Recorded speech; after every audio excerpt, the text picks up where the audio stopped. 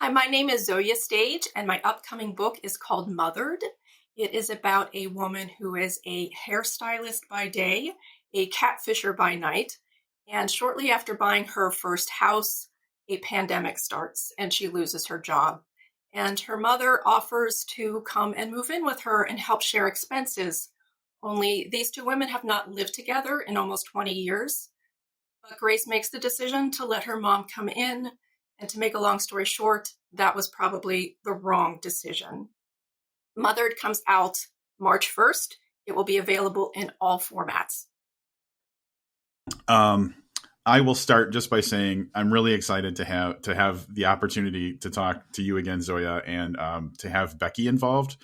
I like to clock what's going on with who's excited about what, and I know that Becky, we had an opportunity when we were doing a different podcast, and Zoya, you came up, and we started talking about the different books, and we had this little moment where Wonderland came up, and we just geeked out a little bit, and so like when that happened, I was like, if I kind of clocked that for later, like, oh, I could probably convince Becky to join me if we were talking with Zoya. So that's well, and my review for Mothered came out on January 1st in Library Journal, so I have that open as well if I need to refer to it. So awesome, yeah, cool.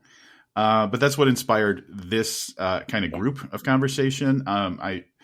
I've never been nervous about doing like a one-on-one conversation, but I always feel like kind of the more the merrier.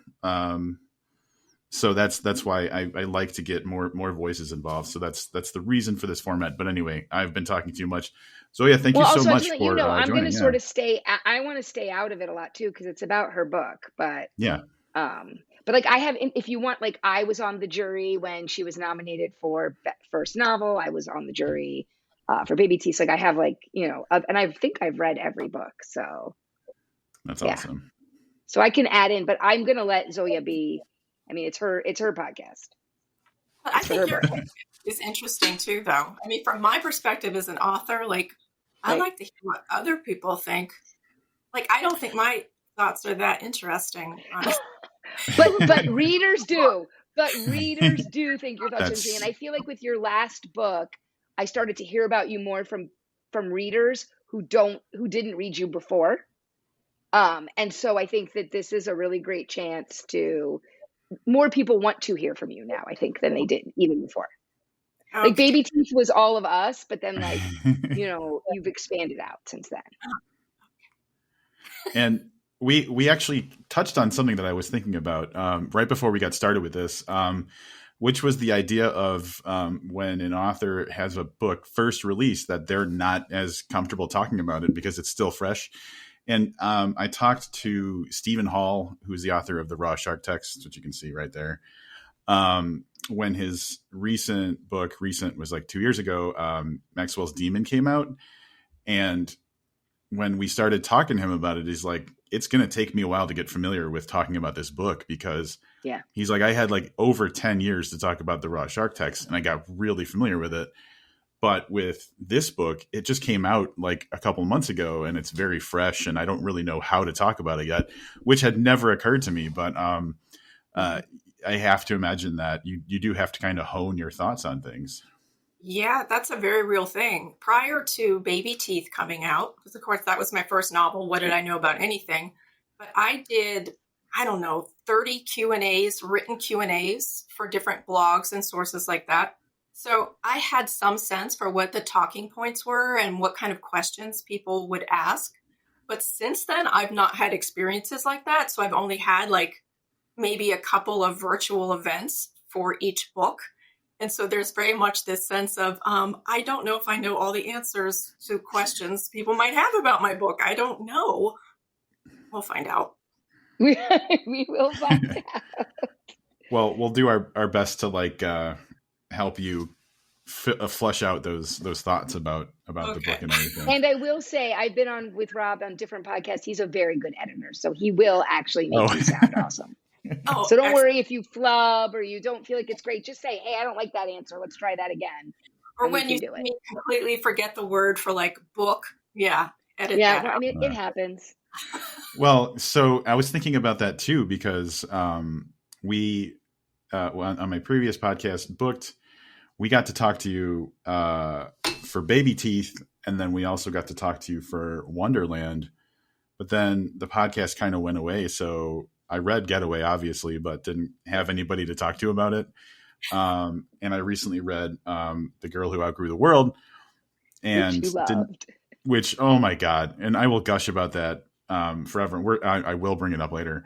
But didn't have anybody to talk to about it. So I'm glad that like I'm back into a podcasting thing, so we can talk about. I finished reading Mothered this morning, so it's very fresh in my head. The ending is very fresh in my head, and The ending is good. I hint at it in my review. Yeah, I got to that epilogue, and I read it, and it's like a short epilogue, but like the very end of it, I was like, yes, like I literally went yes, because I was so satisfied with the way it ended.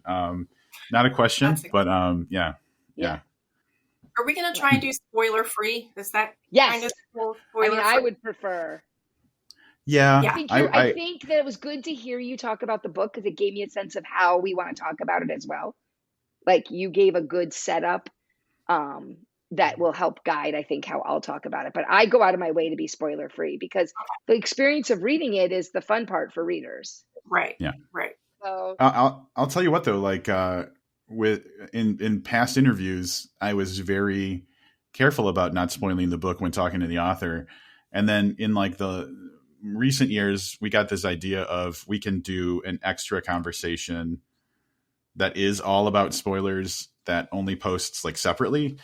And I don't know how valuable people found that, but it felt like the authors liked to be able to talk about the stuff that they usually don't get to talk about. So like, but for the purposes of this, yeah, we're going to avoid spoilers. Well, in that sense, as an author, like the most fun kind of author talk to do is a book club where everybody's read the book. Everybody's read it. Yep. Then you can say anything, they can say anything, and that's very freeing. Speaking of book clubs, then, have you had interactions so much with book clubs or like things like that where they're enthusiastic? They've talked about the book and then they reach out to you, or do you have much interaction like that? The only book that I really did any kind of book events for was Baby Teeth. And I did a couple of library book clubs, which was super fun. I mean, it was very fun. And I did a couple of virtual events also with Baby Teeth and book club. And I think I did one book club online with Wonderland. But It is very nice, like knowing that the people in the audience are there because they read the book and they're interested, and I'm not going to ruin anything by saying anything wrong. So it's always nice. So with the pandemic as a topic, you talked about in the author's note, the idea of setting this book in the pandemic. And so we all have this universal trauma that we've gone through. And if you ask me, are still going through like for years and years. And I'm wondering if it was helpful or kind of like a sore subject to be writing so much about that as we're continuing to go through a pandemic, because it, like I think we don't realize how like not easy it is to experience, and to experience it and have to like, represent it in a book. I worry that like it was not easy for you. I mean, honestly, the whole integration of the pandemic into my novel was completely accidental.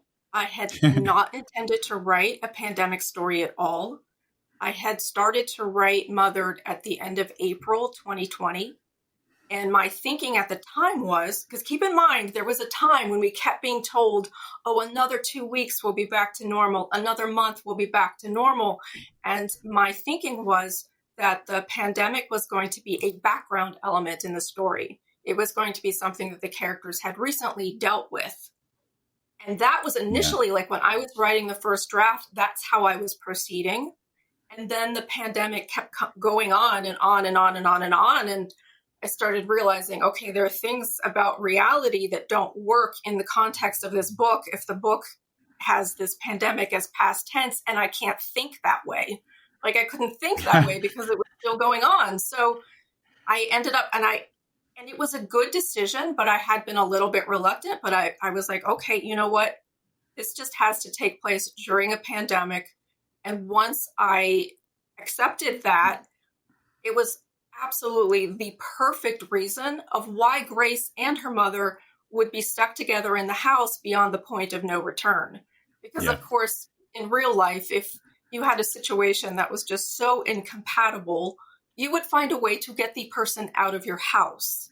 And that was obviously for Grace, it was much, much harder because of the pandemic. So I'm like, great, I'm just going to use it.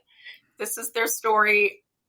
So it was a bit of an accident. It wasn't something I set out to do. I will tell you, as a reading experience, I cannot imagine it not being with the pandemic, because so many of the things worked so perfectly. Because you're absolutely right. At its heart, it's a mother-daughter conflict story. But every single time the pandemic changes, and I love how you incorporate it like, oh, we can go out a little bit now, just like we could, and then we have to get locked back in. And the isolation, I felt, was something that, as a reader myself, but as I think most readers, could relate to, because they were feeling all of that trauma. So even if our personal situation wasn't like that with our mothers or a family member, our life situations were. And I was totally immersed into the story for that reason. I mean, and that's why, as I was living through the pandemic, I couldn't not write about it. It was everywhere in my life. It just was how life was. So at some point I actually went, and I had gotten that far in the story at that point, but I went back to the beginning and I'm like, okay, they're in a pandemic. It's not past tense. They're in it now, so that I could kind of incorporate, as you said, that sort of evolution of things that we were dealing with, I remember when people thought wearing a mask might be bad for you before it became everybody should wear a mask. I mean, there was so much conflicting information and conflicting reality. It was so bizarre. So in hindsight, now I'm glad that I've preserved it in a book, because I think it is very, very easy as we kind of move on to not really want to think about it very much. And it is easy to be like, okay, well, that happened. I don't need to think about every element of it anymore. But in spite of what I say in my foreword, that I wasn't trying to document a specific pandemic, obviously I did document a pandemic. Yeah. Well, I like how you said preserve it, because now that I've read it and, I thought about it, that is exactly what you've done, because there are points in it that I think will resonate with everyone. Like that time when you can meet with your friend, but it's outside, or that feeling like, especially because she's a hairdresser, like I can't work. How am I going to make money? But then when there's a chance, risking it to go to work, and then going back to this horrible situation at home, but you can't leave. There's so much you preserved of those feelings. In a way, I think that's good, because I think there are starting to be and have been books that sort of just use the pandemic as a dressing, a window dressing, and you really went all in on it in a good way. Well, thank you. I hope so. Yeah, thinking about, so I have two examples that come readily to mind about how the pandemic has been depicted in like media recently, like television, movies. So that Knives Out Glass Onion movie, have you guys seen it? I saw part of it and then I turned it off. Well, in the very beginning, it's set in the pandemic, but basically Ethan Hawke just shows up with like a magic gun and like cures everybody. So it's just put down for like the whole movie. Mm-hmm. And it's like this weird kind of cop out of not having to deal with, the time that it's set in, but like, I think in a funny way. But then there was this slasher movie that came out called Sick. I don't know if you've heard of that. Oh, I've been curious about that. Okay, let's hear about that. It takes place in the pandemic, and a lot of the kind of revenge part of the slasher aspect of the movie has to do with the pandemic as well. And so it takes the kind of framework of a normal slasher and works it into like, if the pandemic was kind of the cause of everything that was going on. And well done. If you ask me, like I watched it and I enjoyed it. It wasn't like a mind blowing movie or anything, but the way that they did it, it was cool. And like, it was also funny to see like, you know, in this horror situation where like people are, you know, dying and stuff, like people taking COVID tests. So, I think that addressed it well, but like, it is something where if it's completely absent, you think this is conspicuously absent from this story. So that's going to be something that people are going to have to grapple with. And I think that your book did it very well. And I agree with both of you. It is going to kind of preserve that experience that we had in the story. So that's pretty cool. And the key as like a psychological horror story, it heightens that fear, and because everyone can connect to it, both physically, you can like, I would feel myself back in that time, but also mentally, that mental space we were in a way. I mean, we have a very, a narrator who maybe, if not unreliable, is not all with it because of the pandemic. And we all felt like we were sort of unreliable narrators of our life during that time. We were questioning everything that went through our lives and the choices. It felt like we were living in like an alternate world.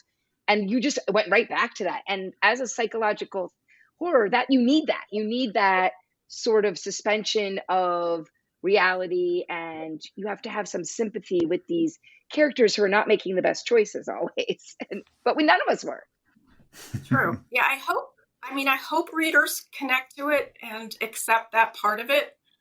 We had a much, much harder time selling the book than I ever thought we would. I thought this was like my return to form, you know, more like Baby Teeth than anything I'd written. I was expecting to have the world open up to me, honestly. I don't mean to sound like a jerk. But no, the book was pretty much summarily rejected with the words, "Nobody wants a pandemic story." And I had not been expecting that. And well, I think people want a pandemic story because I hope so. We need to validate some of our own horrific feelings we have. And I'm glad you brought up Baby Teeth, because I in my review in Library Journal that was in the January 1st issue, I said in my verdict that it feels like a bookend to Baby Teeth.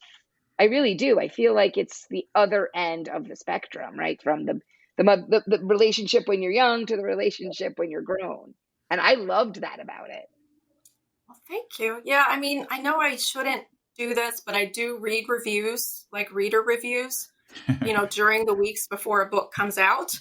I stop at some point, obviously, but you know, there are definitely readers who are like, nope, this is a pandemic story. I don't want to read that. It's too close to home. And I know that, and it's fine. I know some readers will have that reaction, and I totally understand that. But, you know, I am slightly paranoid, like what is the proportion of readers who are going to reject the book based on that, because of my experience with publishers rejecting the book based on that. So yeah, I'm not like most confident right now, honestly. I will say, I think when Rob talked about that movie Sick, that really encapsulates the people who are going to like it. The people who are like, look, the pandemic was awful. We're always going to live with it in our life in some way. It's going to scar us. But here is an escape that uses it in a way that also validates how I felt during that time. And I think that's the difference. There's that humanity there, even with all the awful things that are happening, because lots of awful things happen, right? It's still a horror novel. There's that validation to us and that humanity, which I think makes it rise above just a window dressing, like I said. Becky made a good point earlier too, that like while it takes place in the pandemic, it's not a pandemic story. It doesn't rely on, if the pandemic didn't exist, like this book would still be as solid as it is now. So if people are worried about like it just harps on or belabors the point, absolutely not. Like this story is strong, and you could interpret, and this is my not being a writer and making a stupid example, like a snowstorm or something like that in the place that would like be the reason that they are kind of like stuck together for a period of time, and the story would be just as strong. So like I think there's an honesty to the fact that you put it in a pandemic, but the story doesn't rely on it to be the story that it is. So if that That's a reassures great point, Rob. anybody, I think that, there definitely is. Their story exists in a pandemic, but not of a pandemic, I guess. I don't know, or whatever I would, Yeah, what no, trying to that's say. how we felt about it, when we were first taking the book out on sub. And so when people started coming back saying nobody wants a pandemic story, I mean, I was shocked because in my mind, the definition of a pandemic story was where that is driving the plot and somebody's Right. trying to like solve the pandemic or do something that's very kind of oriented around trying to fix some aspect of it. And it's like, this isn't a pandemic story by that definition at all. Right. But, I could not place it in a snowstorm because I already did a snow book. I couldn't do that. That's fair. That is fair. Well, I will say, when I do reviews, I try to give a book 3 words, and pandemic did not show up in my 3 words. It's 3 phrases. And I said that if you want to talk about this book in just those phrases, it's claustrophobic. It has escalating dread and almost unbearable tension, which I believe is how you sell this book. When we're at the library and we're trying to hand sell books to readers and tell them what it's about, those would be the things I mentioned, which I think your other books share a lot with too. At least in libraries, you're sort of a known quantity. Your books fly off the shelves because people know they're going to get that. And it's going to be they know it's going to be a good reading experience. They're not worried they're going to get tricked or something bad's going to happen. And then if you just sort of say, oh, also set during the pandemic, they'll be like, oh, interesting. But they're going to read it for that unbearable tension and escalating dread and claustrophobia that is in, I think, all of your stories. Yeah. I think so. I love libraries and I love library readers because they're smart. Well, actually, we were talking before we started. You were saying how you love going to book clubs because book clubs, people have all read the book, because we're very consciously avoiding spoilers right here. But when you go to a book club to talk, book clubs can talk about everything because everybody's read the book. And if they show up without having read it, as someone who's led book clubs for 20 years, I always say, we're not going to avoid spoilers because you didn't finish it. If you come, we're going to do it. Now, you said you've had great experience going to book clubs, especially at libraries. Yes, I love doing that. Especially it was really Baby Teeth, because of course, Baby Teeth was my only book that was published pre-pandemic. So it not only was a popular book, but it was a time in the world where you could still leave the house and do things and interact with people freely without thinking about it. So I had a couple of wonderful experiences at libraries, book clubs, with Baby Teeth. And then I did do a couple virtual events, which was still fun. I mean, that's definitely still fun. But yeah, no, it is interesting to me, like, that I am publishing a book that takes place in a pandemic now, because I do feel like in a certain way, we're all kind of still in this transition of the life we had before the pandemic, the life we had during the pandemic, and now like trying to figure out what the new normal is. So there's a lot of things, like even related to being an author right now, that I don't really know what the new normal is yet. Like, I know in the hardcore midst of the pandemic, everything was virtual, but now it's like, okay, maybe I can see people again. That would be really nice. But I will say, in terms of book clubs, we found during the pandemic at libraries that that authors did like coming to book clubs, which I think libraries didn't know. We didn't know how authors felt about it. Sure. And it was hard to get authors in person. And libraries were not always the best with technology in their buildings, right? Because it's taxpayer funded, it's hard to upgrade. But now every library hosts virtual events, and having authors come to talk about their books with a book club is so much easier. So I think it's important for the authors listening to know, probably like Zoje, you also like doing book clubs. Yeah. And if you just reach out to the libraries in your area and be like, hey, do you want to read my book? And I'll come and talk. That, even if you feel like you're too small an author, libraries want to have that connection. And especially because the virtual works so well with book clubs now, it's becoming really more popular. I mean, honestly, it's one of the best things that came out of the pandemic is the new world of doing stuff virtually. Because there's a lot of stuff now that I do virtually that I didn't do before. And so being able to do, I know one of the book clubs that I did was out of Rochester, New York. Like, I can do a book club that's based anywhere virtually. And so I do love that aspect that actually allows me to at least virtually meet people in states and places that I would never be going otherwise, which I love that part of it. Yeah, it kind of levels the playing field a little bit, in a way, and opens up to more people. A friend of mine, he's an author named Craig Clevenger, works at a library by Santa Barbara in California. And when the pandemic was going on, he kind of used his connections in the world, like with authors he knew and stuff, to do like a writing series where he had like, he basically interviewed all these authors he knew, for his library. And it was cool because like he already had access to a bunch of people, but like then I'd be talking to him and he'd say, hey, I'd really love to talk to so-and-so, but I've never really met him. And then I'd make a connection with them and then they would be on and stuff. So I like, and this might just be me not perceiving as much about libraries as I, should, but like, I like to see, like in that situation, his library didn't have that before and now they did. And I like to see that kind of evolution of available interaction and stuff that maybe wasn't as prevalent in the past. Yeah. And with the libraries, like sometimes it's not just individual libraries, it's like library groups. So like library systems.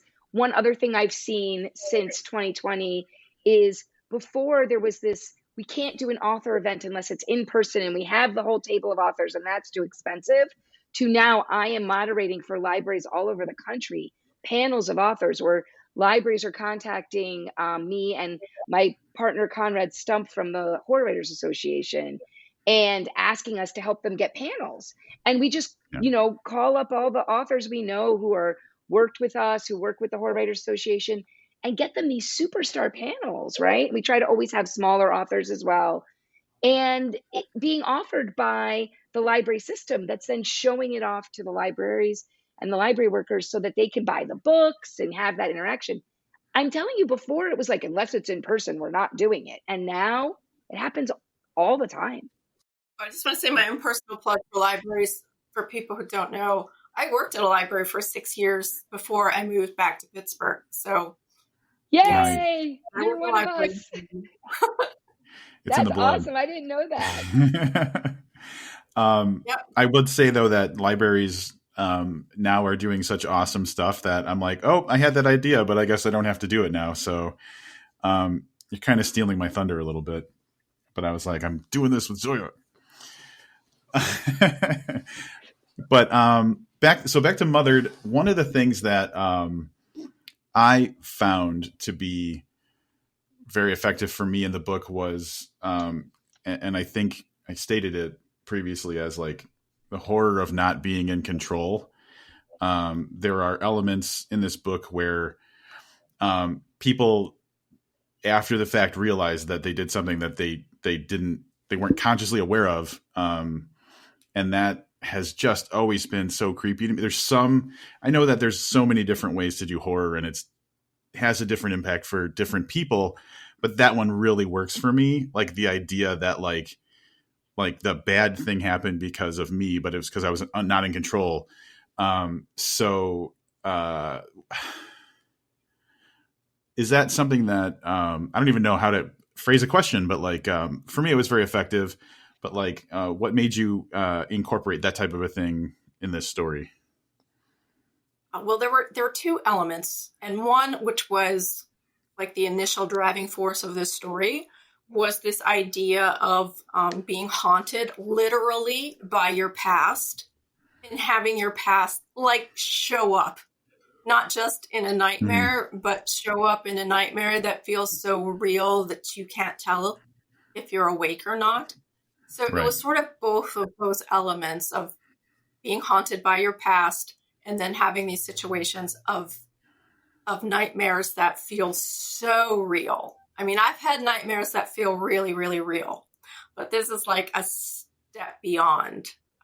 So I wanted to play with those two elements. And also, I mean, the entire backstory of the book is expressed via nightmares. And I found a word. This is not a word I knew while I was writing the book, but apparently there's a thing called hypnagogic hallucinations, which are these like super, super, super real kind of nightmares that you really believe you're having a whole experience and you think you're completely conscious.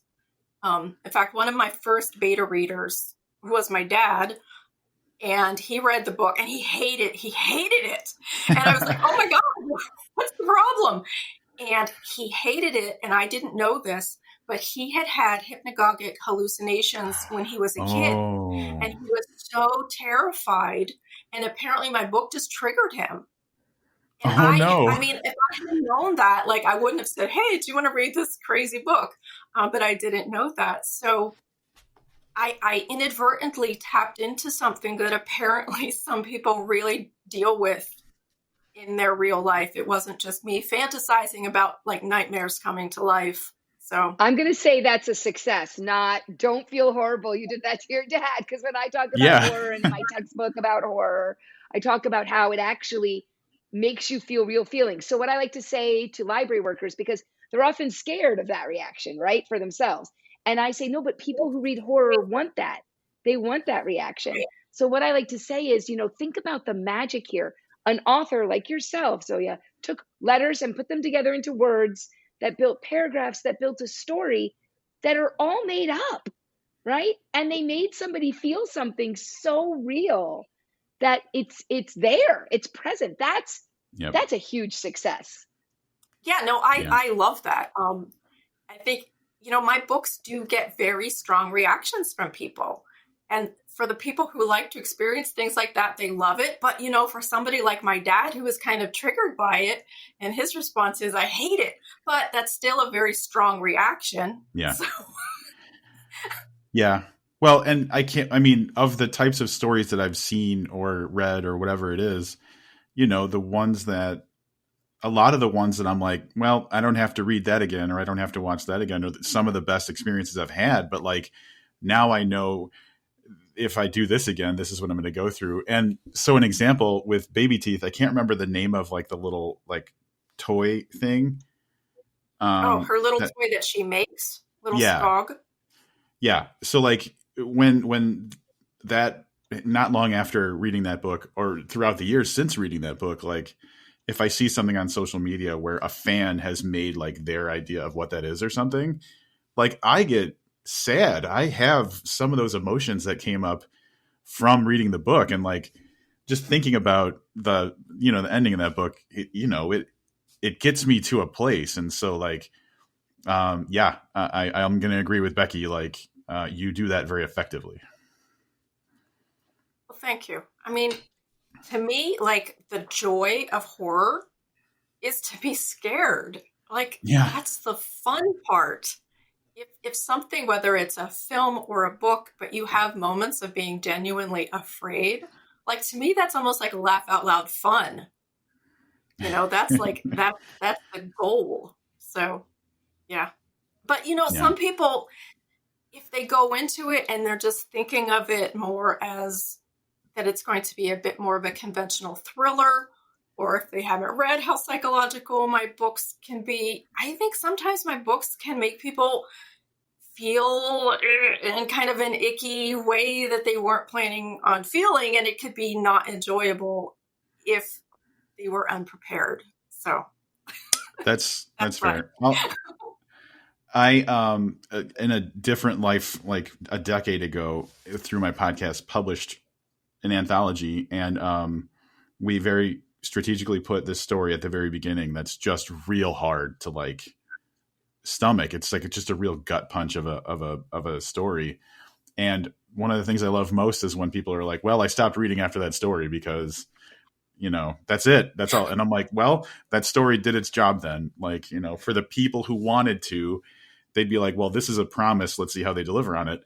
And for the people who didn't, they're like, I'm that's enough for me. So I once did a review of a haunted house book, and I was like, this is the greatest haunted house book I've ever read, because while I was reading it, I had to put it down and go step outside of my house because I Yeah. felt like if I didn't leave, my house was going to destroy me. Like I had to. I still remember that. It was awesome. Back to dreams, though. I want to say congratulations on a very effective use of dreams, because dreams is one of those tropey things in stories where it's like, or like just in life where the whole like thing is like nobody wants to hear your dreams. But like you said, like it is, and I, as a reader, think it was a very effective vessel for like depicting what happened in the past, because like it's drudging up these like really negative, scary memories. And so like reliving it was an excellent way to do it. So thank you for having a wonderful, like this will be my example of like, you want to see how to do dreams well? Read this book. Thank you. I had a lot of fun writing the dream sequences because in part they were backstory, but they always just went a little too far, a little past what the reality of the past would have been.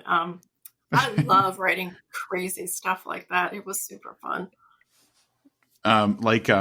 Someone looking for shoes, and all of them had like disembodied legs in the yeah. I was like, where? I actually stopped and I was like, how did she get this? Was this a dream she had? I mean, some of them were tidbits of dreams that I had. And I think that one, that one was something like, it was an image in my mind. And I don't remember exactly where the image came from. Sometimes like I have this weird thing where I will look at things and see them incorrectly. Like I'll look at words and signs and see them incorrectly, or just look at something and like what my mind thinks it is. And then I have to look again and be like, okay, that wasn't what it was. So I think there was one time, and I don't know where or when I looked at a pair of shoes and felt like there were feet in them. And that became the inspiration for that. Wow. That's cool. No, that was, they were so well done that I was like, this has to be from prior experience. Like there's some times where you're like, this is something that wasn't created for the page. Like this existed beforehand. I will say, I hope they're not all from prior experience though, because it was pretty intense. No, not all. No, I know. One thing, and I don't know if this is going to go anywhere, but another topic that I was thinking that we could talk about is like drawing inspiration from or using situations similar to your own. So like, for example, this is set in Pittsburgh where, like, I think you live in or near now. I do live in Pittsburgh. Not trying to get like rando creepy people to come find you or anything, but like, it's not a secret. People know I live in Pittsburgh. So. Which I went to. Actually, Pittsburgh was my halfway stop between Chicago and Washington, D.C. to go to the inauguration of Barack Obama in 2009. So I spent a few days in Pittsburgh, and it was really nice. Using my hometown and other bits of personal info. Yeah, is that something that so I have to imagine that some people do that. So Grady Hendrix, for example, set My Best Friend's Exorcism and Southern Book Club's Guide to Slaying Vampires and this new one, How to Sell a Haunted House, where he grew up. And in his like author notes and stuff, he acknowledged that like for him, some of it was working through childhood memories and things like that. So was there any aspect of that? Or I know some people might just do it because it's what they're familiar with. So I don't know if there's an answer from you, but like it's something that I'm curious about when I know that this is kind of close to home. Yeah, I mean, when I wrote Baby Teeth, I was living in Rochester, New York, but it still took place in Pittsburgh. Mm-hmm. Pretty much every book after that has at least had a character from Pittsburgh. Part of that is just complete laziness on my part because I don't really know how to research another city realistically enough to have a character live there and be part of it and not have it seem weird. So it's just very easy for me to imagine places that I'm very familiar with, where Grace in Mothered lives. She lives in a neighborhood called Greenfield, which I live right at the border of Greenfield. I mean, I could show you where her house is. Her house, okay, this is an interesting tidbit. Her house, I don't know like the exact one on the street, but I had a general idea. and it's across the street from the first house I ever lived in. So Oh, it's right on wow. Greenfield Avenue. That's super That's cool. cool. Of course, like I imagined what it looks like on the inside in the backyard. I mean, I made all of that up, but the location is a real location. I like having, in that Nice. sense, being able to draw on real places, because then I don't have to like reinvent an entire universe for how that person functions in their neighborhood. It's like I know how they function in their neighborhood. I know what they have access to because I live there too. So it makes it easier. I don't think you need to apologize though, because you were like, lazy. I don't think it's laziness. I think there's something about an authentic setting. So you stand in good company with August Wilson because he used Pittsburgh for all of his stuff. And it is I am not from there, but I have been there many times. It is a great city in general, and it doesn't get enough starring roles in things. I mean, honestly, like August Wilson's the first thing people think of, I think, for Pittsburgh. And he's fantastic. One of the best playwrights ever, American playwright. But it's nice to feel authentic about a place. It's nice to notice things. Gus Marino's debut novel, when I was reading it, the first half is set in Pilsen, which is a neighborhood in Chicago. And I go there all the time. I live very close to Pilsen. He mentioned restaurants, he mentioned the L Stop. I'm like, I've been there. Like it was authentic. And, there's nothing, I think it adds, especially in horror, to the atmosphere. When we can feel that we're there, readers can tell when it's not realistic. Right. So I like incorporating the names of real restaurants and things like that and real streets. But then I do draw a line, which like for Baby Teeth, with all of the schools that Hannah went to, I made up every single one of those schools. So there are certain things I need to have be completely fictitious, but that it takes place in a city that is recognizable to people who know this city, I think does make it seem like, okay, this is real. I mean, I want my characters to seem real. Like these are real people I'm writing about. Do you, does that apply just to settings, or do you like incorporate other things? Like, what's the best friend's name? Miguel? Like, is there a Miguel out there somewhere? There's not a Miguel, although I did have to give my hairstylist a heads up. Like I seriously had to warn him, because I'm like, if you read this book, and I gave him a signed copy of it, like it's about hairstylists and her best friend is this gay guy with a cat. And I'm like, it's not about you. Because, it is very easy, I think, for people who aren't writers to think that everybody just bases everything on people and yourself, and they don't necessarily understand that what happens with the creative process is I might take little bits of myself, little bits of the world that I live in, but when I put it together, it's a completely fictitious situation. So I did warn my hairstylist about that.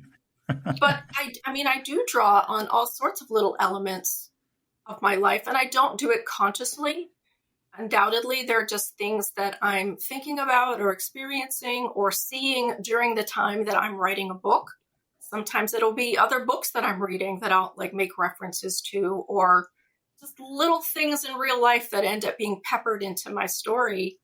But again, I do really feel the need sometimes to let people know who recognize some of those elements that it's like, no, this is not based on me or on anybody else in any literal sense. It's very much a collage of things that come together. Yeah, that's good. Oh, I had a great follow-up question and it just totally fluttered out of my brain. Oh, here it is. Another thing that I've heard both sides of from authors that I've talked to over the years, since you have similar settings with different books, do you ever feel the urge or the need to cross over anything, or is that not something that you're into? Like some authors like would link this story to that one somehow subtly. So I'm not sure how you feel about that. Yeah, I have to say with my current book that I'm working on, I hardcore toyed with the idea of, could this person go to McGill for a haircut? Or might this person know somebody from whatever? And I think I had toyed with it with Mother too, but it has just not had an organic way to work out like that. So in fact, so far there have not been any cross references, but I'm not opposed to it. It's just, it needs to be right for the story and not something I just put in as a gimmick. Right. Yeah. I think that's a thing that fans often grasp to, that they love, because it's like, oh, they're acknowledging this other thing I love. But I feel like the people that I've spoken to have a very kind of way they land on it. So, yeah. So stepping away from Mothered, which everybody should get pre-order and, get and read. The book that came out before this was I'll bring up The Girl Who Outgrew the World. And this is like, so first I'm going to stop and I'm going to acknowledge, I don't know what made me the lucky person that I am, but like, when you get your copies of books from the publisher, somehow I'm always like lucky enough to be one of the people that you choose to send them to. So like endless thank yous. Like, yeah, I got one too. I gave it away after I read it, I gave it away to my library audience. Everybody was really excited about it. Like so I always get these lovely personalized, and above that you like write cards.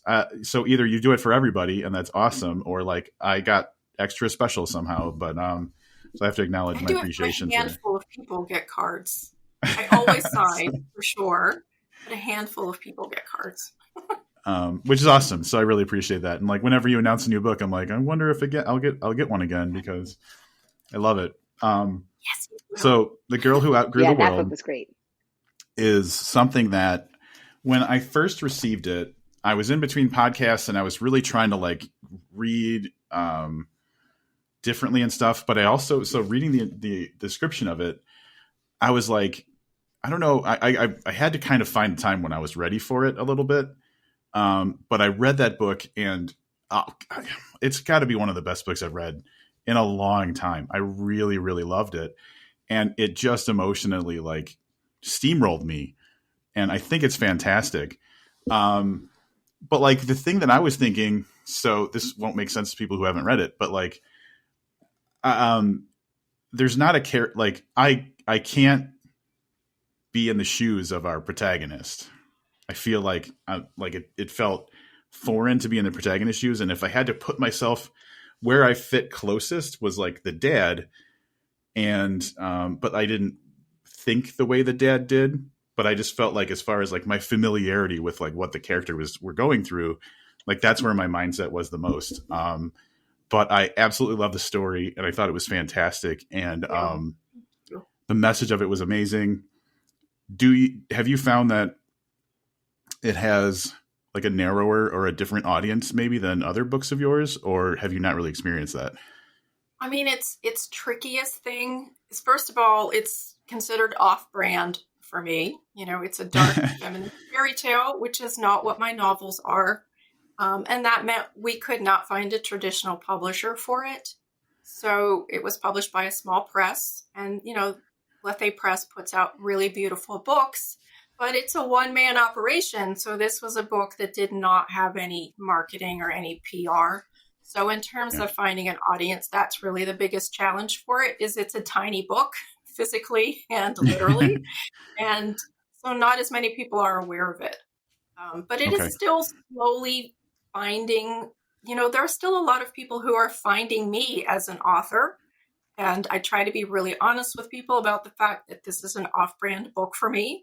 But it is a very, very special book to me. And it's why I wanted to publish it regardless of if it was traditionally published or published with a small press. I just wanted it to exist in the world.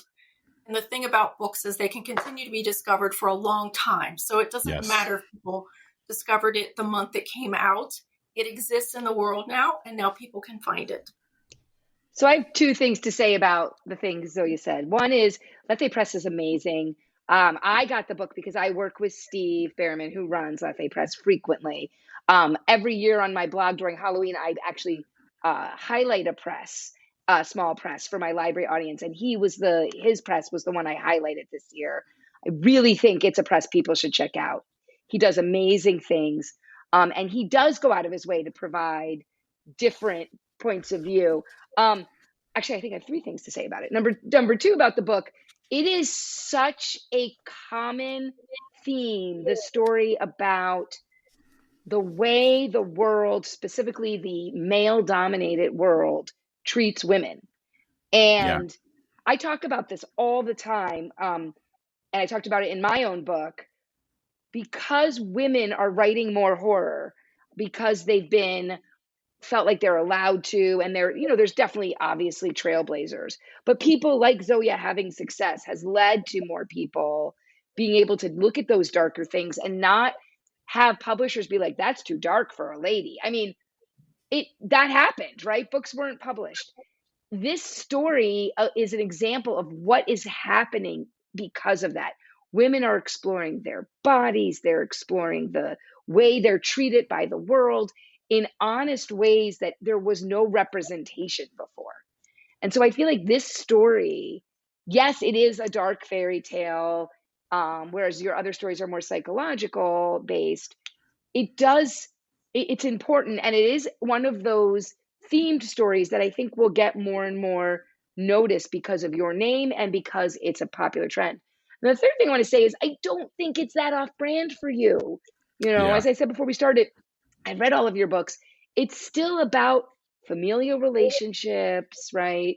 And at the heart, I mean, that's very basic, but at the heart, all your stories deal with family somehow, and not just parent child, but family relationships in a way that I feel is more honest than a lot of ways stories do it. In fact, we were talking about Grady Hendrix before on his tour for How to Sell a Haunted House, which came out this year. He talked about how hard it is to write families and how he stayed away from it because Yeah. it is not a skill he thought he had. And this is his first book that dealt with families and all their messiness. But I feel like you've always dealt with that, and in a way that obviously has brought readers to you. So that's what I want to say about that book and that what you said about it. So Oh, thank you. That's an interesting perspective. I mean, and I agree with you. I write about families, and it will probably be what I always write about. But per the needs of commercial books in traditional publishing, their idea of what a person's brand is can be incredibly narrow. I mean, I already feel like a lot of people will think even Getaway and Wonderland aren't really my brand, that I was stepping out a little bit with those books. It's like I want to explore different aspects of people's psychology in the relationships with people who are close to them in strange situations. I don't want the same strange situation over and over again. I want different situations because that's how I can explore different facets of it. So I don't know. Sometimes I do feel like traditional publishing, it does want to put you in a little box, and I'm not really a person who wants to be put in a box. But that is why I have the opportunity now to also publish with small presses, which is great. So Right. I'm happy with that. Well, I'll tell you that it's not something as a non-author that had ever occurred to me, but I've had the benefit of like hearing people's experiences over the years now enough where it kind of makes me mad how like eerie and fickle publishing can be about things. Like I know authors who were, and like every book they wrote, you knew it was coming out, and then like a trend changes, and then now their publisher's not giving them contracts anymore, and it's just because what people feel about a certain type of book changed, or even like. But it's scary because even talking to Paul Tremblay, before Head Full of Ghosts came out, he had written a couple of detective books, which are great, and I've read them, and I really enjoy them. But because of the sales of those books, it was a real hard sell getting Head Full of Ghosts published. And now, in retrospect, it's like, imagine that hadn't happened. Paul's career would have just basically evaporated, and he needed someone to go to bat for him. Long story short, what I'm saying is like, it's kind of scary how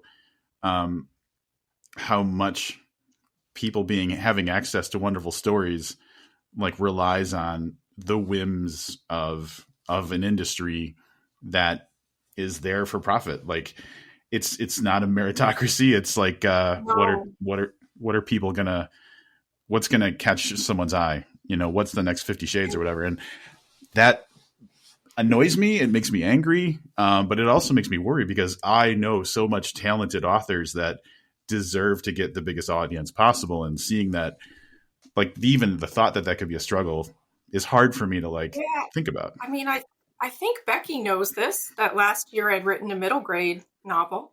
It's like, have you seen any announcements about my middle grade novel? No, because it's dying on sub. Because even though it has horror elements, but at the heart of it, it's about friendship because, I write about relationships.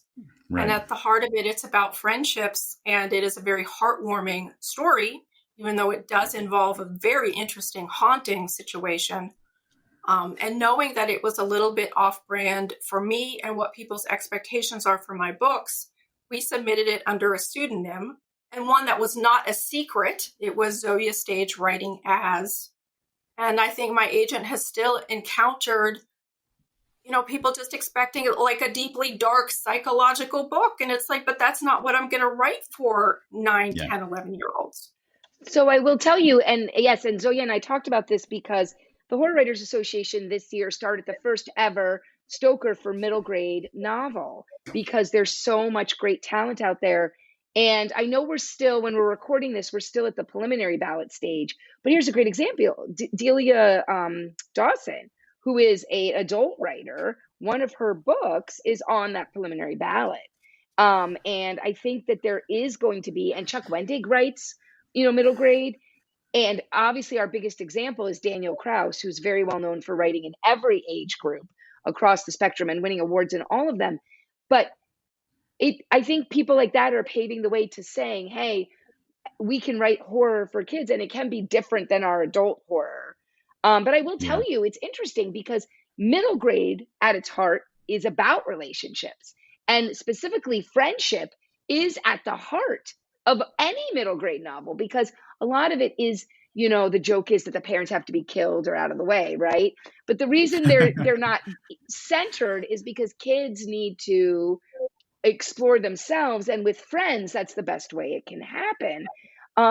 So I'm hoping by having things like the first ever Stoker for middle grade and just an elevation of middle grade in general, that you will get a chance for that book to come out because, it'd be great. I hope so too. I love the book. It's another book that I have such a soft spot in my heart for it.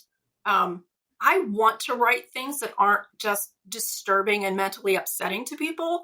I think the fact that it is heartwarming, and especially at this time in the world for kids, it's like they deal with horror all the time. Can't they deal with it in a setting where then they have an incredibly heartwarming experience at the end?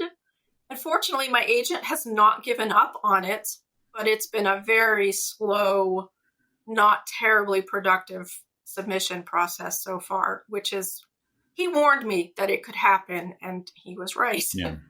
I will say, someone who's read a lot of middle grade horror this year for the award cycle, most of them have heartwarming endings. That's what the middle grade, terrible things happen during them. And then there's hauntings, and then there is a heartwarming ending, because you can't have that bleak trauma, everything is terrible ending like in an adult book that can work. But you can still have that happen. Recently, someone asked Daniel Kraus, can you put this, can you go this far? Can you have cannibalism in a children's middle grade horror? He's like, you can put anything you want in it, right? But ultimately, you do have to have that resolution, and it has to be positive for kids. Right. Yeah. We'll see what happens. I'm hoping that, I get another envelope and there it is, with a little picture of a bird on it or whatever. So kind of speaking about publishing in general, and this could be me being naive. I'm just going to preface everything by saying I have a very specific impression of publishing in the world as someone who's just a reader, and I could be ill-informed. But my impression, so Thomas and Mercer is who's put out Mothered, and I hadn't really seen them doing a lot in general. I'd known of them as a publisher for a long time, but I didn't really have much of an impression of them. It was it's another publisher, Amazon's publishing stuff. Okay. But recently and this is my impression, it seems like the publisher in general, Thomas and Mercer, and I was trying to think of the way that I could say this before we started doing this, matured maybe in a way, like it has evolved to be cooler or better, or I don't know. And so I'm seeing names that are exciting to see, like Cynthia Palaio is somewhat. And let me tell you, I read read that book before it was done being edited, before it went. It's really good. The one that she's putting out with them. Yeah. And then like, I know that I haven't really ever read much Dean Koontz, but that's a big name, and like they're publishing the new Dean Koontz book. And so my impression went from, oh, Thomas and Mercer, Amazon just wants to be in this game, to like, oh, it looks like they're actually like kind of maturing or evolving or something. So how has your experience been with them? Well, that is a long, complicated answer. Because they're different than the big five. There are things that they do differently, and it's almost impossible to talk about those things without knowing how traditional publishing does things behind the scenes. So yeah, I mean, it is interesting. At this point, I've published with 2 big 5 publishers. I'm working with my second small press now, Bad Hand Books, and now publishing with Thomas and Mercer. So I have this very broad range of publishing experiences, and can see the differences and the pros and cons with each of them. And there certainly are pros and cons. There isn't a perfect system yet for publishing books.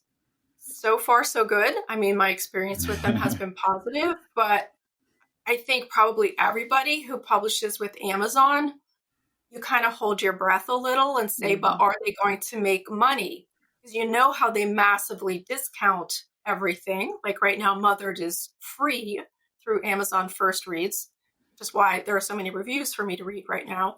And also like the ultimate test is, well, what does this look like in the real world, you know? And I don't know the answer yet. So yeah, it is interesting to be with a company that is so different from traditional publishing. With small presses, you know exactly what to expect and how they're going to be different because they don't have large amounts of money. But Amazon is different. And so seeing how they operate is very different. Maybe someday we can do a piece just about the different kinds of publishers and how they work and what's different from each of them. And then I'll know by then, like, what was my ultimate experience with Thomas and Mercer. So I do think it's something that other authors would be interested in hearing about when you've had a broader understanding about it, because you are unique in that you've seen so many different sides to it. Right. And it wasn't, I know sometimes I'm concerned that other people in publishing think that this is intentional on my part, that I keep going from publisher to publisher. But like any other author, I'm just trying to get published and continue to make a living. It's like I've not chosen to leave publishers behind. That was not what happened. So oftentimes you have like one choice of who you're going to publish with, and you want to see your book published, that's who you go with. So, I hope someday that I have a permanent home for my books, but I don't know. Considering the range of things that I like to explore, I may always need to have multiple publishers. I'm not sure. So done with the fanboying about The Girl Who Outgrew the World, which, like, if I had, I always want everybody to read all of your books, but like, if I wanted anybody to get something out of you, I would want them to read that book. But anyway, stepping beyond that, I know that one of the things that one of the reasons that Becky's on this podcast is because of Wonderland. So I don't know if you have any additional geek outs, Becky, that you want to do over Wonderland. Well, I just loved Wonderland because I read it after Baby Teeth, and I loved that it was so different. I know we've talked about how, you don't want to do the same thing all the time, but at the center it's about relationships. I loved about it that it felt realistic to me as a mother, right? This family goes off into the wilderness. Also, as a city girl, I've grown up either in the suburbs of New York City or I lived my adult life in the suburbs of Chicago, the wilderness terrifies me. Like, I don't mind visiting it, but this idea of like living down a dirt road where nobody can communicate and there's nobody to come and like help. So that was kind of neat. But the way that it looks at the relationship, right? This mother who's sort of been absent from their life, pursuing her career, and they are forced to deal with being together for a variety of reasons, but then also the nature gone wild part, and all of the weirdness. It was just all encompassing, both the relationships and the horror. And I am also very strict about, if an author doesn't nail the ending for me, I don't like them. And that was a great ending. And it was just, so I just love that book. And I feel like it is the most of your like weird stories. It's the most overtly horror of all your stories. It still has that psychological aspect, but there are like, I don't want to give it away, there are actual things, right, that are attacking them that are not real. I just love it. And I wish I give it to everybody. Thank you. Yeah. Now that book, it's another book. Maybe I just love all of my books. Maybe I'm just completely biased and they all mean something important to me. But well, that's good. Yeah, I had real concerns. That was the book after Baby Teeth. And my publisher kicked me to the curb. They did not want Wonderland. That Wonderland was almost my undoing, like professionally and personally. That's like a whole other issue. So it always means a lot to me when people actually read the book and get it and appreciate it and don't think it's like so different. How could she possibly follow up Baby Teeth with this? It's like, it's still family with young totally children. Family. Dealing with being kind of in their weird house situation. I always like to have people enclosed in their situation. I don't know. So I actually gave it a star review in Booklist in the April 2020 issue. Which I wrote before the pandemic started, that review. And talk about books having a long tail, because I just went back to look what issue it was in. I still, in Booklist magazine, we give read-alikes because it's for libraries. And then they put them on the side. They're in the print, but in the digital, they're on the side. And I'm constantly adding that book as a read-alike to other books. And so I know it has a very long tail at libraries because I've done that really explicitly because it was so different from Baby Teeth. I want to make sure people know that it's not, because I think that's the one most people know, especially in the library setting. And so it's got a long tail, so I'm keeping it going. Thank you for all your support for all of my books in the library. I really appreciate it. Because we haven't mentioned it yet, I love Getaway as well. I don't want it to be because it wasn't mentioned, it wasn't important. I also loved Getaway, and I thought that was a great book as well. But what I want to know, what was announced is you have a children's book coming out that is tied to Baby Teeth, and so and that's with Bad Hand Books, I believe, right? Yes, Bad Hand Books. And they are publishing my Under Slumber Bumblebeast. Yeah. Which is the children's book. That's Hannah's favorite book in Baby Teeth. And I'm so excited about this book. I know everybody says this, but we have the most amazing illustrator. This book is truly, it's going to be a collector's item because adults who like Baby Teeth are going to love it. The imagery is going to be amazing, but it is also still a kid's book that kids can enjoy too. So I'm super excited about it. And if all goes according to plan, it should be available for holiday shopping 2023. I will tell you, Doug Morano, the publisher, was so excited about this.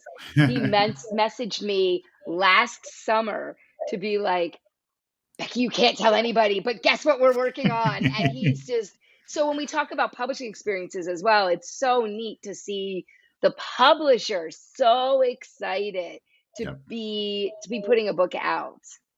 And this book, it's been so interesting. We have Zoom meetings like every 2 weeks with the illustrator. He shows us what he's working on and we talk about things. So it's been such a fun collaborative project too. And I've just never had that with a book, with it being involving this element that isn't about me creating it. It's a different artistic element and the collaboration with that. It's so fun. I cannot wait for people to see this book. My experience was I had seen you on social media mention it somewhere, I believe. And then I'd forgotten about it. And then one day I was like, wait, didn't she announce? And then I went to like search for it, like on like, Amazon or whatever. And it's not listed yet, obviously. And then I was like, did I dream that? And then I had to like go back and like play it back in my head of like, is this just something that I like my mind manifested because it wants it? But it's an actual thing. So I'm happy about it. Okay. I have to say, I love you said, did I dream that? Because it goes back to Mothered. Yep. Right? I love that. So, no, that's awesome. I'm very excited about that. Because Baby Teeth was, so like Becky mentioned earlier, and then I promise, I keep saying we're going to wrap up soon. Becky mentioned earlier the idea of a horror renaissance. And I feel like for me, that really started to become apparent in, Baby Teeth came out in is 2018, right? Yes. 18. Right. Yeah. And so like, I really started to notice, more awesome horror books. And like that has just continued to get bigger and bigger. And like since between 2018 and now, like my awareness of the authors who are doing amazing things in horror or that could be considered horror is entirely different. So like the last 4 years have been fantastic. And I can't even remember why I said that, but so Baby Teeth, getting introduced to that was that kind of pivot point for me of like being from, I like reading horror, but I also like reading all this other stuff to like, I can't keep up with all the awesome horror that I need to try and read. Me either. So, and I've gathered all of these authors. I am paid to read all the awesome horror. So that is how I get through it. Yeah. But now it's almost like I'm looking at on the wall. You can't see it. The wall in front of me. It's got all the months and it's got all the books that I'm aware of that are coming out that I want to. Oh. And it's like dozens of books. And I'm like, I can't do all this. But, so like Baby Teeth hit at that point where it was like a real pivot point for me at least. And I'm assuming that this is kind of a common thing. So it's good. I mean, for me, it was the whole beginning of changing my entire life. So what did I know before then? I knew nothing. Is there anything you can say about the book that you're working on now? I would love to so much. It has been such a hard secret to keep, but I'm so superstitious. I'm just so superstitious. Okay. And no one has read this book. My agent hasn't read it. And I know from personal experience that just because I write a book does not mean it finds a publisher. So I'm a little bit reluctant to say anything about it until when it has a publisher, believe me, I will be screaming it everywhere.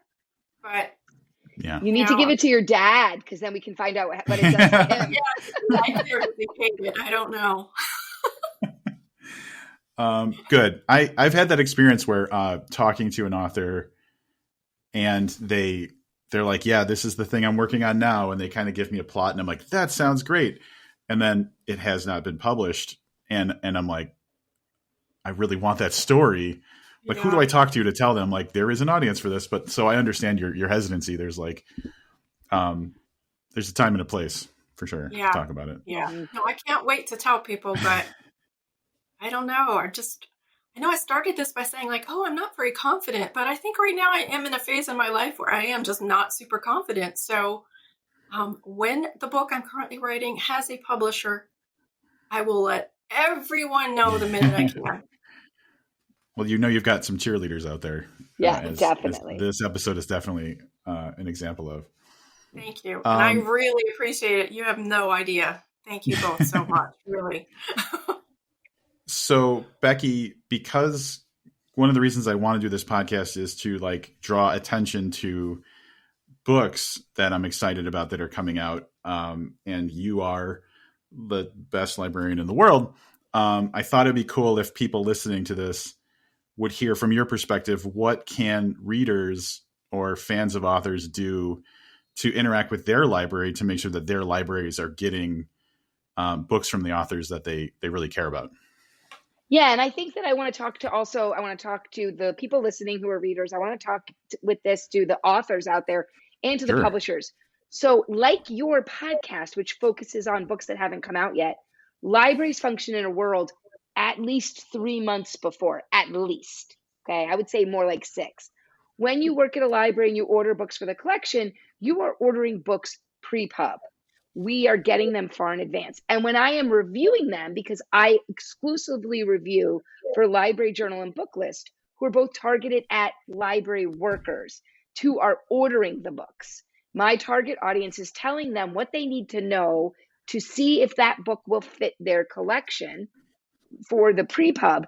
And they also use it then to hand sell the title to library patrons, right? So all of my reviews are only positive, and they're written to the best reader. And because the goal is to tell libraries whether or not, this book is right for them, I'm going to give you the best scenario. So what people need to understand is I try so hard to incorporate small presses into especially my library journal column, because I plan that far in advance. So make sure if you're with a smaller press or you're an author who's independently working with a smaller press, you encourage early arcs to be available. I mean, I have read, for example, Sina Pelayo, who's with the same publisher now as Zoya. I've read both her book that is coming out this year and the one that is going with Thomas and Mercer in Word documents, right? Before her editor gave the okay, because they are with smaller presses and it's harder, right, to get access to them. So you need to make sure you're reaching out to libraries about your book. So if you're a really small author, here's the best thing you can do. And then I'll tell if you're a reader. You can go into your local library with a copy of your book after it's out, because this is the one situation where you can do this. Most libraries these days have a local author section. So it used to be like, don't go to the library and tell them to buy your book or bring your book. They're just going to throw it out. They're not anymore, because local authors are something that people come to the library for. So you should go with copies. Be willing to donate them. I hate doing that. I am someone that argues for paying for your work. I mean, I only write reviews for paid sources, because I'm not giving away my skills as a writer for free. But you're going to get on the shelf at the library. And studies show that library users buy books at a higher rate than non-library users. A local author collection, one, they love to have it. When you come in, offer to say, hey, I'm also willing to teach do you need kid writing workshops? Do you need programming of any kind? Whatever it is. And just say, thank you for having my book. But then here's the thing, right? Local author collections. Think about your local library. There's so many books, right? You don't know where to go. If you are a local author that no one's heard of and you just put it under your last name, it's going to die there. But if it's in the local author collection, that's something people go to. It's a smaller universe of books that patrons will go visit. There's a whole cadre of patrons who love the local author shelf. They love discovering an author. That being said, here's the trick. And I'm going to tell you about authors and readers. Libraries buy books by authors and prioritize who they're going to have based on circulation checkout. Okay? There is nothing stopping you from going in and checking out your book and returning it the next day, and then telling your friend to check out the book. I'm not kidding. I tell this to authors all the time. We don't see who's checking them out. When you get that report for reading, how many times did it check out in the last year? That is why we keep a book or not. And if you're on the local author shelf and you get checkouts, they're going to put your name down to look for more books by you. They're going to call you and ask you for more copies. They might buy a copy then. Because here's the other trick. All libraries have some kind of ratio, holds to how many copies they buy. So at my library where I worked, it was 3. When 3 people were waiting for a book, it triggered us to get another copy so that people don't have to wait. Most libraries are doing about somewhere between 3 and 6. All right. Now, if you're a reader and you have an author you love, or you're Zoya's cousin and you live in California, I don't know if that's true, but let's just go with that. Anyone who lives in any community can go onto the website for their library and find the button that says suggest a purchase. Suggest a purchase is on every library website. You can go and suggest a purchase. Here's the trick, because I worked in collection development, buying the books. If somebody who is a card holder who lives in your community, because in our selective purchase, we actually said, what's your card number, right? If you are a card holder who lives in our community and uses the library and you suggest a book, unless it's racist, homophobic, like wrong, like if you request it, we're going to buy it because an actual user wants it. In fact, In that form, it usually says, would you like us to place a hold on it for you? We know we're guaranteeing a checkout. There are books we spend money on that nobody ever checks out, that get 0 checkouts. Our cost benefit ratio, we're using taxpayer money, right? We really care about that cost benefit ratio. So if you're an author's relative in another town, or if you're the author in a town, just say, buy the book. Or if you're embarrassed, have some, like your partner do it or something, right? Get a library card. If you have a library card, go on Suggest a Purchase. Get the library will 9 times out of 10 buy that book. Then make sure you send people in to check it out again, to show that people are interested in it. Those records matter. That's how we build our collections. We don't know if you've read the book. We don't know if you've liked it, but we know if you checked it out. So those are my tips for everybody to help their favorite authors, to help themselves, and for publishers as well. Well, now I know that one of the things I'm going to add to my workflow of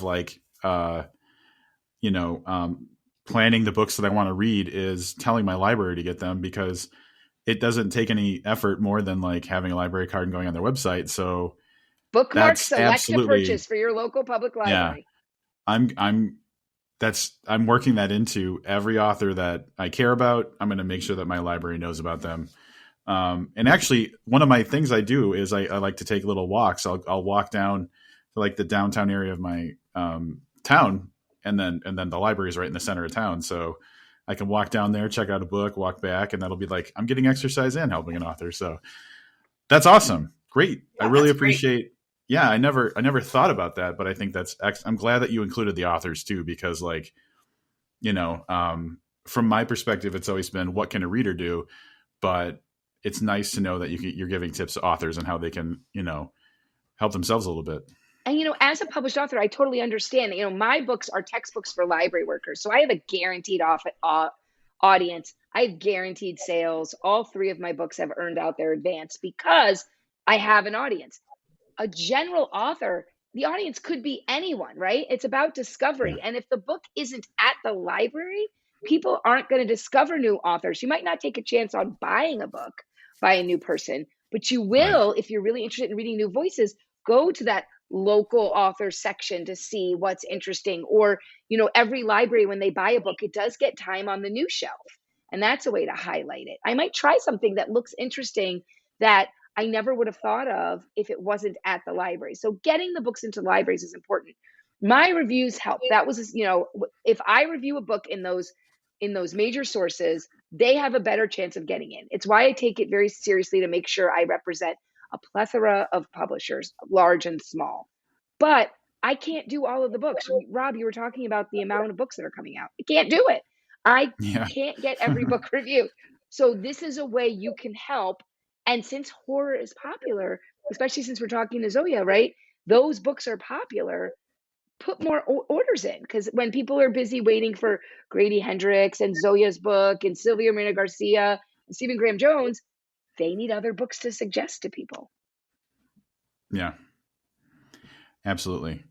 Bringing it back to Zoje, and actually, so I'll do like this. I'll bring it back around. The reason we're talking because Mothered is coming out absolutely in the next couple of weeks. And I loved it. I know, Becky, you really enjoyed it. And I think everybody needs to check it out.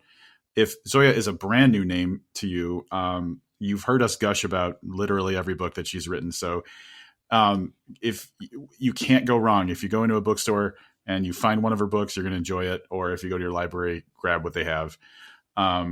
That's my advice. I'm so happy that Baby Teeth was one of the books that I chose to review back in 2018, because you have absolutely become one of those authors that if I know something's there, it's a no-brainer. I'm buying it. I'm pre-ordering it. Actually, I don't know if you noticed, because like I mentioned before, you sent me this and it was very nice and everything. But guess what? I also pre-ordered it so that you got a sale out of me, because I think that's important too. I get all these books for free, but like I need to support authors as well. Doing this podcast is great, but I want to do what I can. So I'm gushing a lot, but I really respect your work, and I'm always surprised and delighted by it. So thank you so much for giving us the opportunity to experience these books. Well, thank you so much, Rob. I mean, really, the reason why I'm always sending you autographed copies of my ARCs is because you're so supportive of my work. And I really, really appreciate that. So thank you. And, I think you were the first podcast I ever did. Oh, that's right. With you, Rob. Yeah, Booked was the first forgot podcast about that. I ever did. So you're also my favorite podcaster. So there you go. My heart is warm. Great. Any final thoughts, Zoya, before we call it a day? I know we took up way more time than probably any of us expected. I just want to thank you guys. It's been a great conversation, and I'm so glad I could be here talking with both of you. And thank you so much for all of your kind words. Really, I did really need that right in this moment in my life. So thank you. Well, it's all very genuine and very sincere. So absolutely. Becky, any final words? No, just, go out and support Zoya's book, and lots of horror books out there. They're all really great and coming out everywhere, but specifically Mothered. Yeah, absolutely. That's the focus of this. Do that first, and then whatever else comes. I will point out a final kind of for anybody's. I don't know if you can see what the shirt is. It says always carry a book. Always carry a book. That's cute. And the reason I'm pointing out is it's from a place called Pilsen Community Books in Chicago. That's a great store. And you mentioned Pilsen earlier, so always carry a book. I thought this shirt was nice and cheeky and fun. So, but also a good message. So there you go. All right, that's it. We don't have any kind of formal thing. I'm just going to say thank you, and we're done. Great. Okay. Cool.